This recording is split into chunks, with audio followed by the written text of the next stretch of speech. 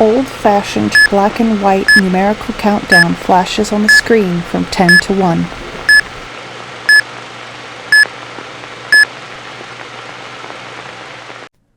Man in a white Air Force uniform counts down from 3 to 1.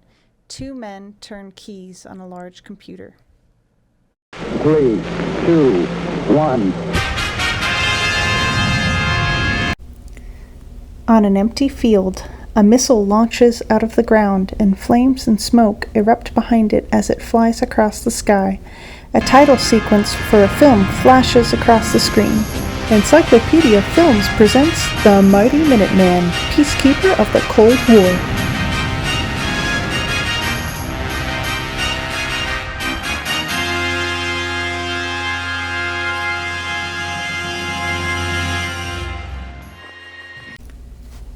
Aerial view of a missile complex with an enormous missile sticking out of the ground.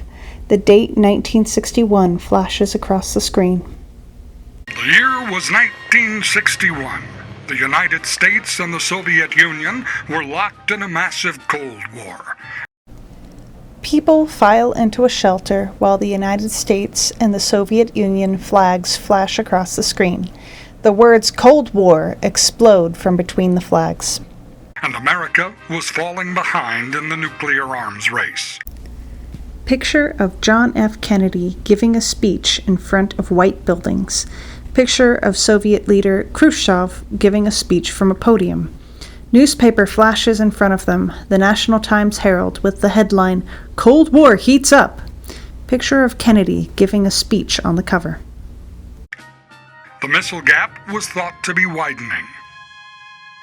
Therefore, the U.S. needed a new kind of nuclear missile, one that would be ready to launch at a moment's notice.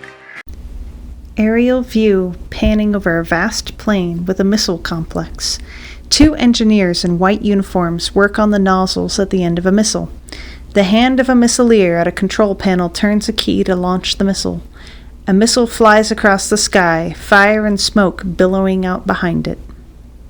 The answer was the solid-fueled Minuteman Missile. The Minuteman gave the United States of America nuclear superiority. Kid pops up in front of the screen, waving his arms, facing away from the camera, then turning around towards the camera. The film behind him pauses. Wait a minute! Stop the picture! What's a Cold War? What's a nuclear missile? And why did they call it Minuteman? Psst! Hey, kid! Huh? In the top left corner of the screen, a missileer appears in his launch control center wearing a blue Air Force cap and a white flight suit. Hey, look over here!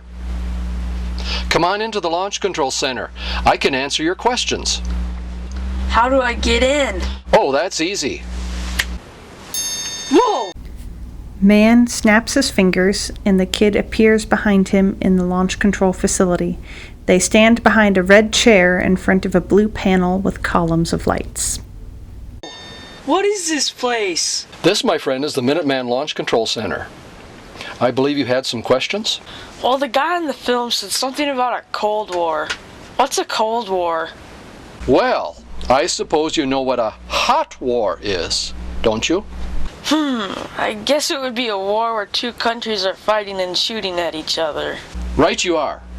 If a hot war is something where two countries were actually fighting and shooting at each other, what do you suppose a Cold War is? Well, I guess it's a war where two countries are fighting and not shooting at each other. That's right. Words Cold War flash beside the missileer in blue lettering. The Cold War was basically a war of ideas that led to mutual fear and distrust. It involved a buildup of military might, but no actual shooting.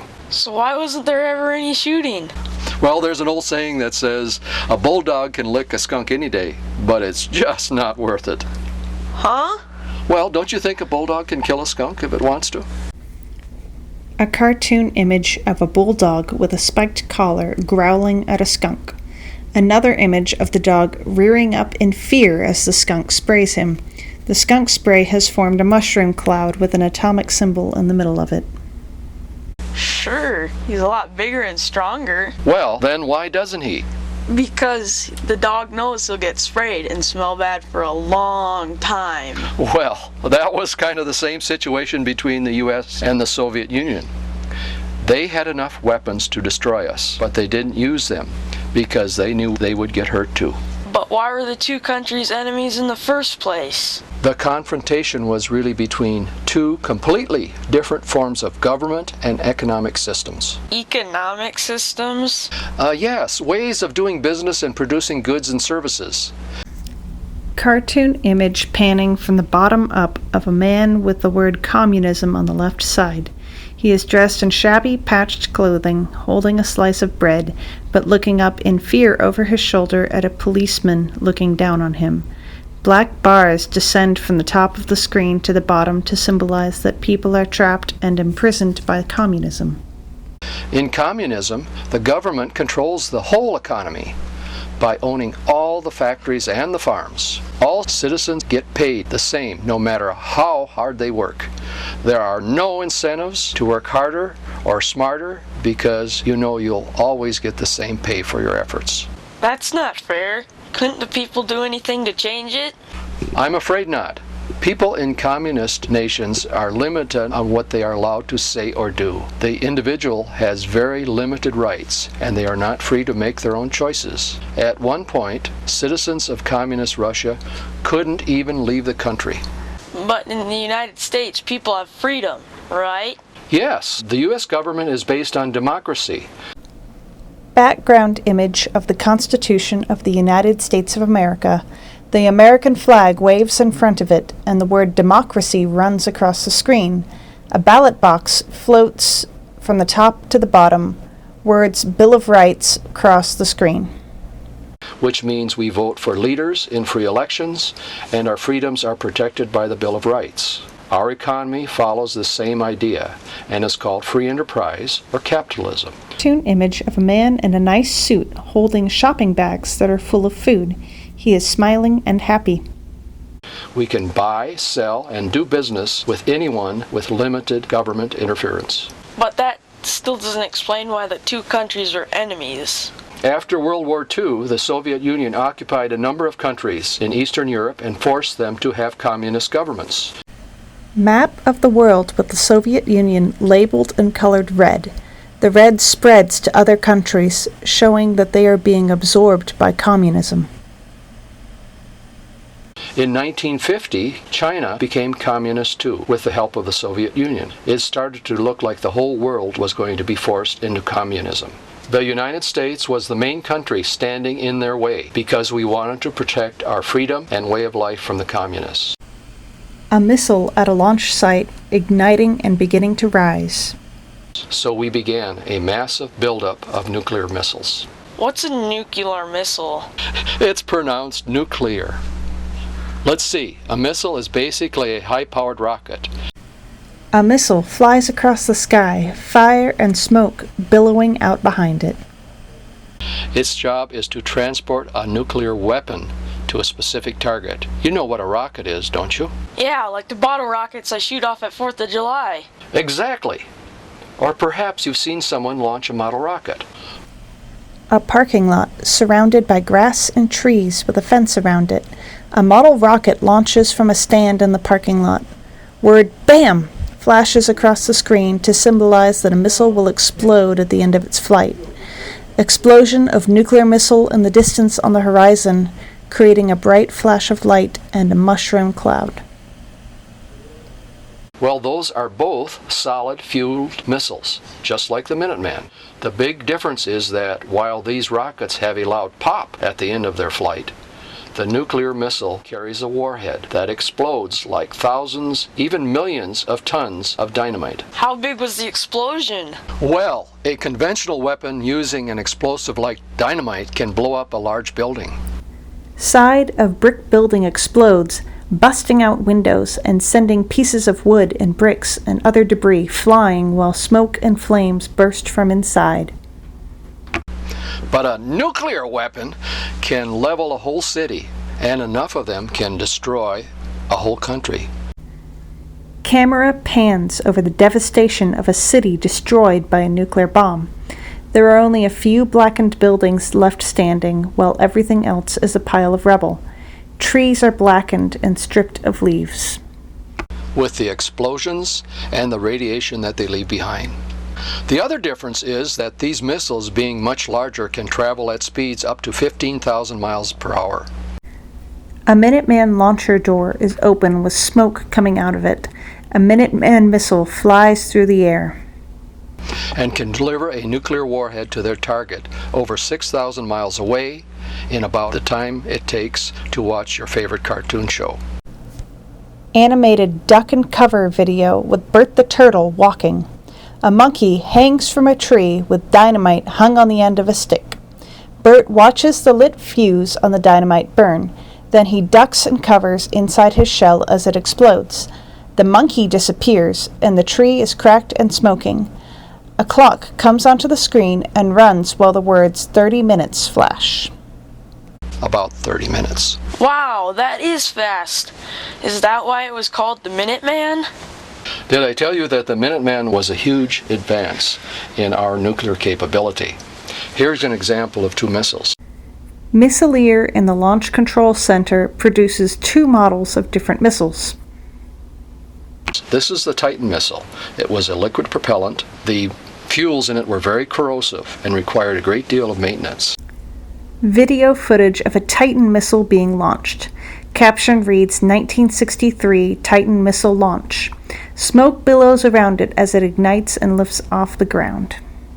And it had to have a large launch crew, so why don't you hold that? Okay, this is a Minuteman. It was a solid propellant, required very little maintenance. It could be placed in its silo and left there for months or years and be completely reliable. Image of a Minuteman missile in its silo. Cables come from the wall of the silo and connect to the sides of the missile. So when the enemy launched their missiles at us, Minutemen could shoot them right out of the sky. No, it didn't work that way. The Minuteman was very accurate, but it couldn't do that. Aerial photo of grass and woods. Crosshairs are on top of it, indicating that it is being targeted. Caption reads Soviet missile launcher.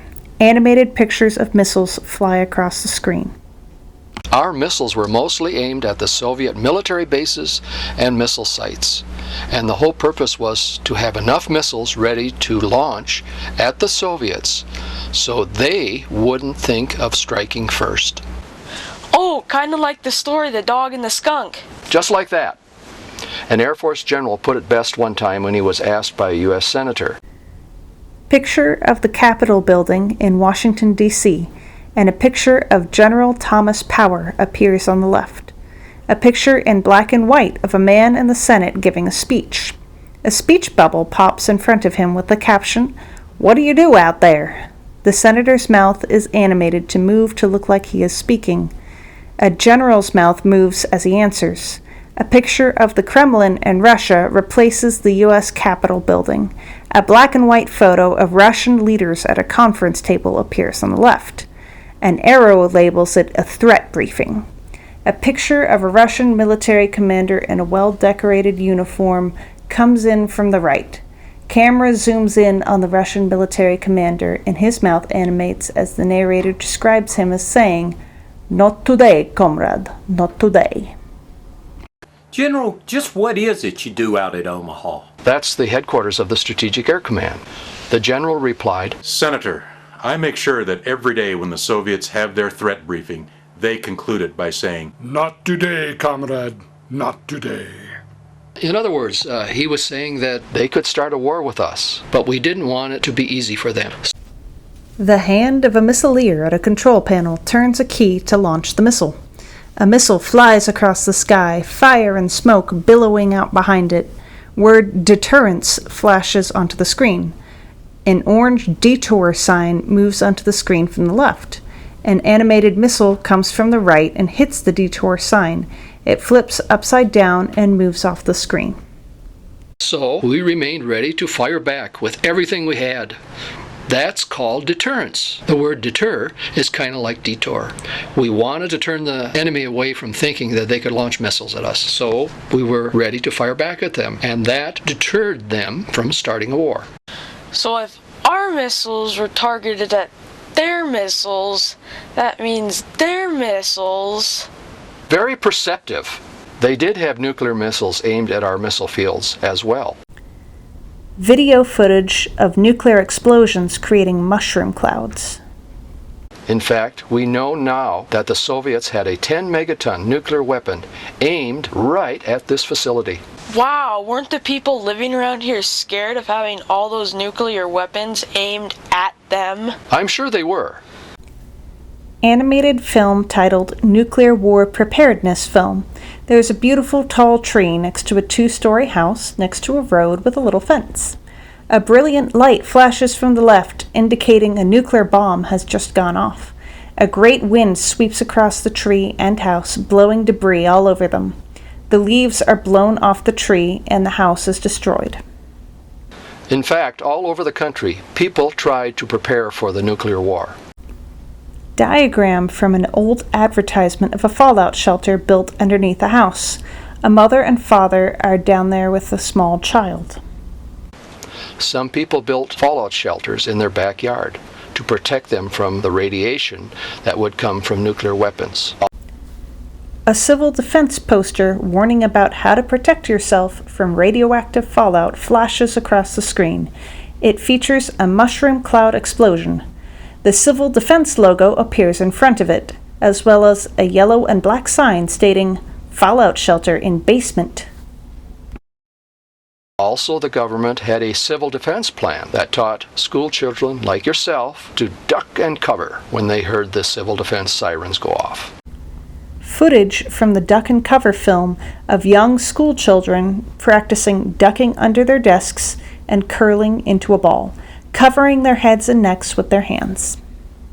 But if one of those nuclear warheads went off nearby, it wouldn't help much to put your arms over your head, would it? I'm afraid not. Nobody was safe. We hoped that our missiles would be a deterrent! That's right. We hoped our missiles would be a deterrent to the Soviets. They wouldn't want to pick a fight with a nuclear skunk. So the Minutemen protected us. So why was it called Minuteman? I thought you'd never ask. Actually, there were several reasons for this. Outside image of the launch control facility, a long beige building against the blue South Dakota sky, with green grass in front of it. A clock on screen runs through 24 hours to represent that these facilities were on alert 24/7. The light fades to night, then back to day, back to night, and back to day. First, the Minuteman was on duty 24 hours a day, 7 days a week, for nearly 30 years, out here in the South Dakota prairie. This helped us to end the Cold War by forcing the Soviets to spend so much for their military buildup that they went broke. A chart compares the Soviet economy to the amount of Soviet military spending. A gas pump handle drips dollar signs into a black hole at the bottom of the chart. As the pump handle spills more dollars to the ground, the words Soviet economy sink down through the bottom of the screen. Table, where we negotiated a treaty that resulted in both countries reducing their stockpiles of nuclear weapons. Image of President George H.W. Bush representing the USA and President Mikhail Gorbachev representing the USSR sitting at a table together signing a treaty. A short flight of stairs behind them leads to a pair of French doors with white curtains. A man stands on each side of them watching. Photo labeled Start Treaty Signing. That treaty, called START, was signed in 1991, and the missile silos here in South Dakota were destroyed in 1993. So they were ready to go to battle all the time, and could be launched in just a few minutes. Right. That's another reason for the name, but there's also a historical reason. Picture on the left of a statue of a Minuteman from the Revolutionary War. A painting on the right of a Revolutionary War battle taking place. During America's first war, that's the Revolutionary War, the Minutemen were farmers and businessmen who stood ready to fight and protect their homes and families now in a matter of minutes. The first battles they fought were Lexington and Concord. But the Missileers never really went to war. So did they complete their mission? They did complete their mission. Cartoon of a missile and clouds hovering over the Russian Kremlin. Because they helped make it unthinkable for the Soviets to ever start a war. Remember, not today, comrade. Not today. Well, son, are you ready to go back and watch the rest of the movie? I guess so. Thanks for telling me all about the Minuteman. I've learned a lot. Say, who are you anyway? I'm a missileer. I was one of the 2 Air Force officers who sat in this underground control room, ready to turn the keys to launch the missiles at a moment's notice. Now let's get back to the movie. But how do I get back? Well, the same way you got here, just like this. Man snaps his fingers and the kid disappears from the launch control facility. The man slowly fades away. Kid appears back in front of the paused film, then turns around and waves his hand. He sits and the film resumes, featuring a recording of a missile launch.